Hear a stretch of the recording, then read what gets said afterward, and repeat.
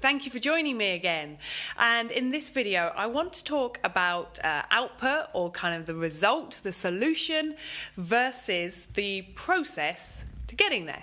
And I'm going to use creating video content as that example, or content in general, because I have some examples to talk through in terms of making video, but also in writing content and writing blog articles from my personal experience.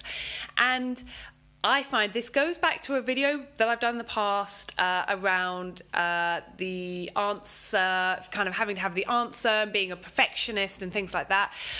But I find a lot of the time, I do this and I hear it a lot, is people wanting the piece of content that they create, whether that be video or written, whatever format, to be perfect, for the outcome to be kind of final and done, as opposed to the opportunity of seeing the production of the content as part of the learning process.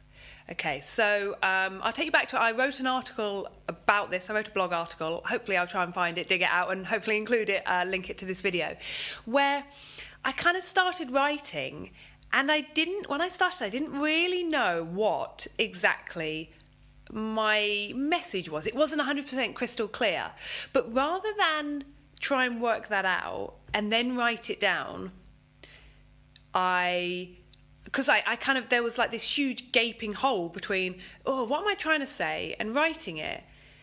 But the way to find the solution was to be writing it. It was getting it out of my head onto the paper, right?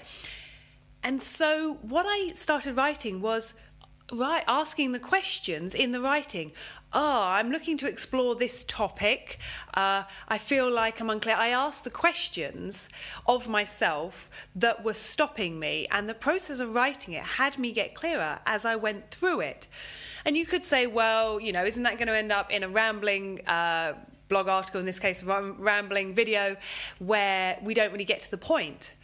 But the difference being that I was entering, the article started at the point where most people would be, where the people that I wanted to give value to, who were looking to maybe write their own articles, share their message, and they would probably be in a space of confusion. I've got this thing I feel I need to say, but I don't know how to say it. You know what? I started there, and they came on the journey of my thought process that they could almost try on for size. Like you try on an outfit. Okay, does this fit? Does this work for me? Okay, not quite, but I can feel it's a bit tight here. Therefore, I know where to adjust.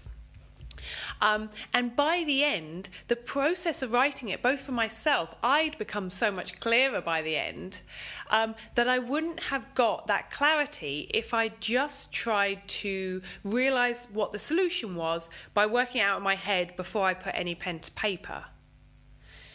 And it works the same sometimes for these videos, and you really have to take yourself on and be kind of authentic, but being clear where you're at, where you start from, and what the possibility is, and what the opportunity, and where you're aiming to get to by the end, so you know what your destination is, but maybe the access point to it isn't quite clear yet, but you find it by going on that journey.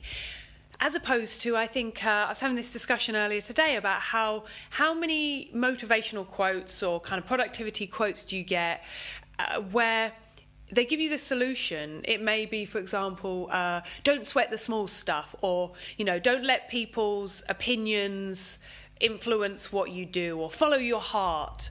And you go, okay, yes, but I have no idea how to do that. As opposed to giving people the space to hopefully get the awareness that allows them to come to that solution on their own. So this video a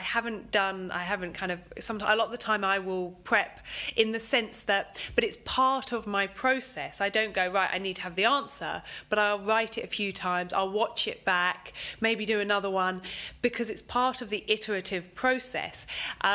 But not only presenting the end solution sometimes. Sometimes it's good to present the work in progress. Like how often at school in your maths tests, they often say, don't they, we want to see you're working, so that even if you may not get the right answer, okay, you're on the right track, and we can see, well, you've got some understanding of some of it, maybe not all of it, but you've got some understanding there. And also in art, there's those development sketchbooks that you have to show that journey.